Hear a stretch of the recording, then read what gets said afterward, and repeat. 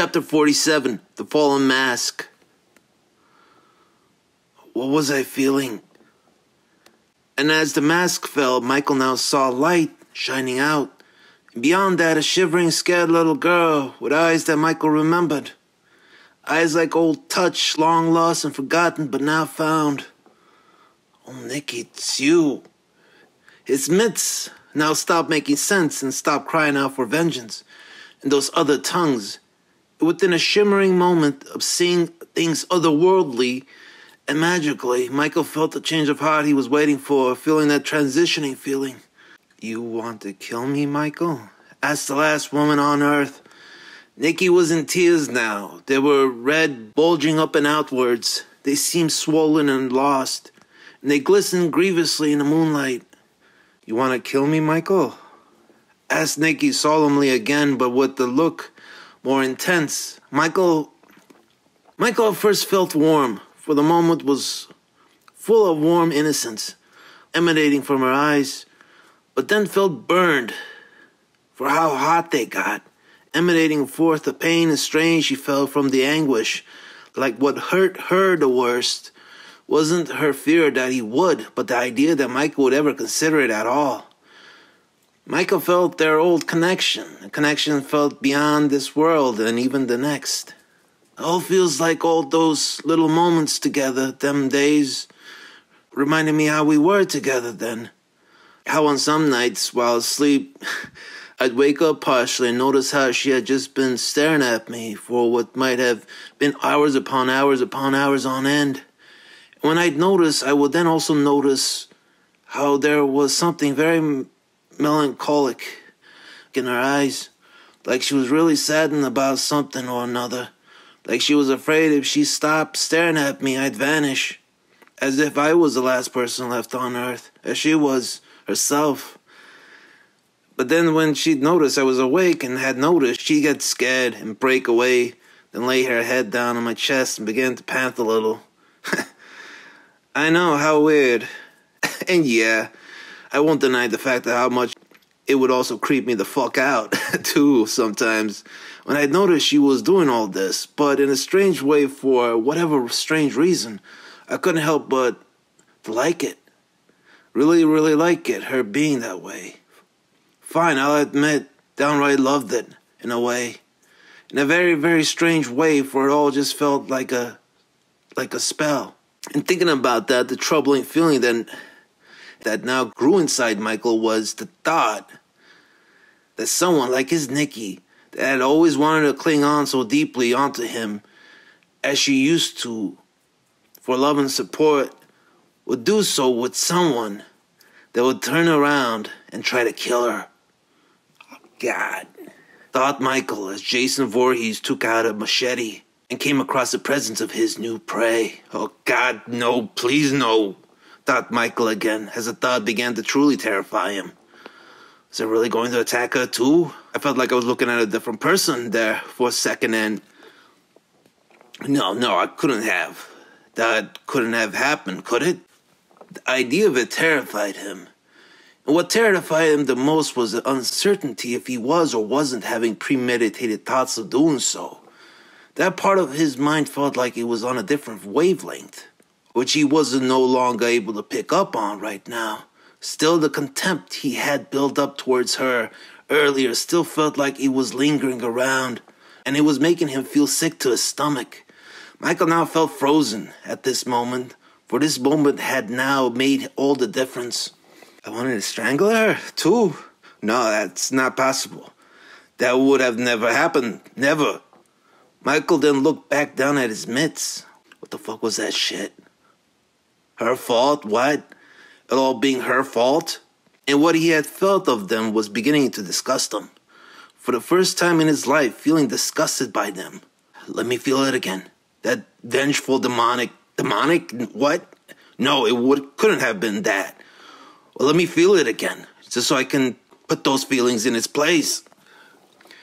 But his mitts weren't allowing him to feel it again at this moment. Fuck you, thought Michael, as he was now truly feeling disgusted by them.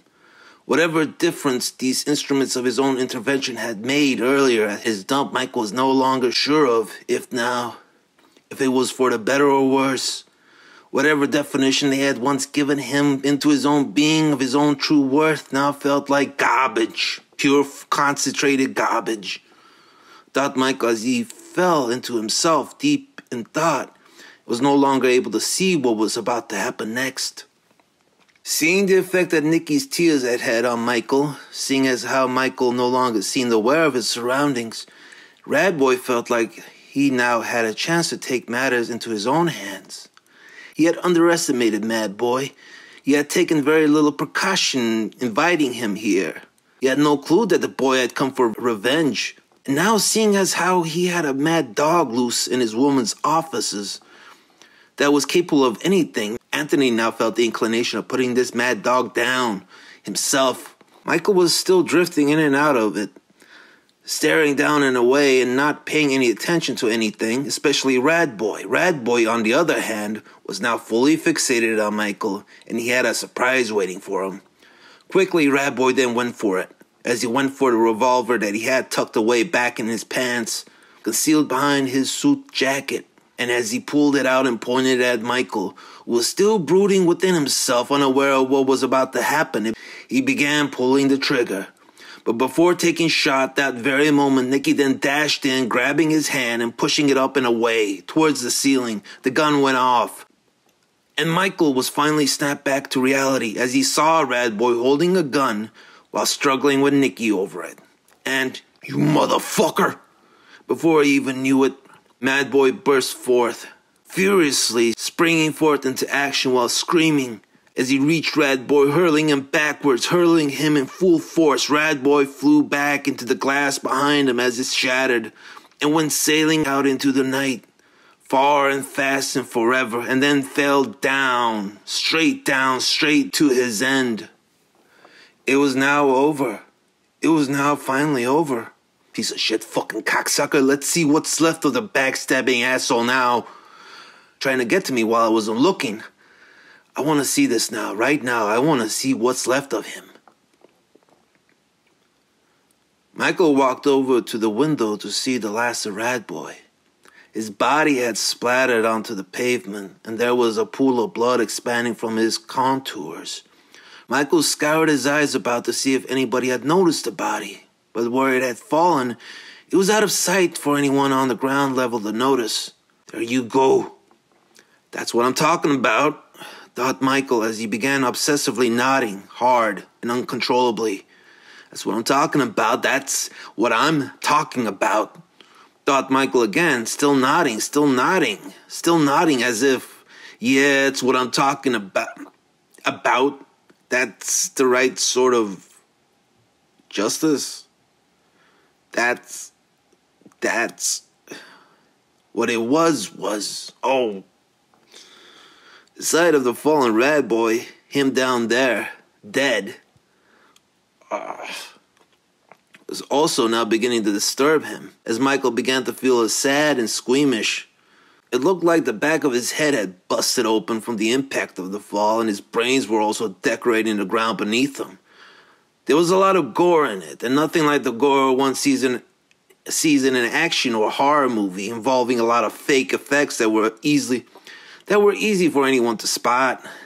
Unlike them, these weren't effects. That dead body down there wasn't fake. It was Anthony. How he was just a minute ago, still alive, and yet now not. This is justice. This is justice, thought Michael, as he was no longer nodding and able to see as what he had done as that. For that down there was Anthony, no doubt about it. He was dead. And to Michael, he wasn't some mood character he wouldn't be given two shits about. Anthony was somebody Michael once knew, an enemy of his or not.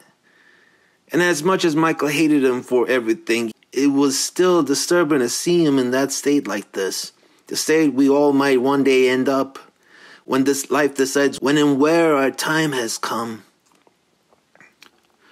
And now Michael saw himself dead down there, with his head busted open and his brains decorating the place, and that image really began disturbing him.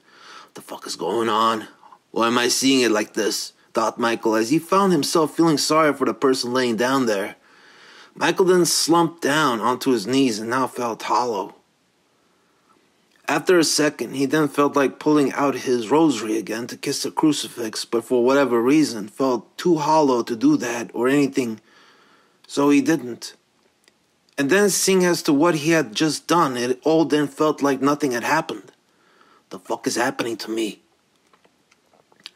Michael then looked down at his mitts to see if they could give him some sense of bearing, since they had always done the job at times like these, but looking down, fuck. Michael then remembered how they had made him feel just a moment ago, when they weren't just responsible for doing to Anthony what they just did, but were also willing to be responsible to do the same thing to,